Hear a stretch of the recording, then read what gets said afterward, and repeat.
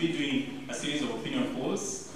The Synovate polls today were to provide Kenyans with information of how the country stands in as far as the constitution debate and the run-up to the referendum is concerned. But is that the case really? Not according to some opponents of the proposed new law.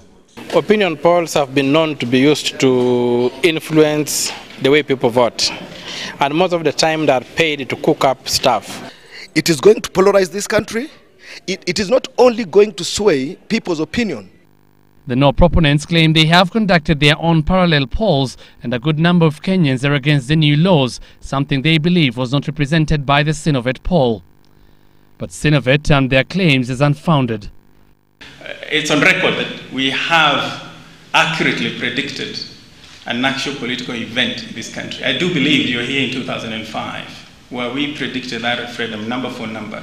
And tonight, on our news poll question, we are asking you the question that you will be expected to answer at the referendum day, which is... One of the major issues raised by the critics of the poll was that media polls, especially in TV, have been portraying a statistical dead heat in the yes and no contests. We have realized that the leap of the no vote is skyrocketing. The person who has polled is that person who, one, was sitting in front of that television station watching whatever the poll question was. Okay? Now, look at that and ask yourself, what is the penetration of TV viewership in this country?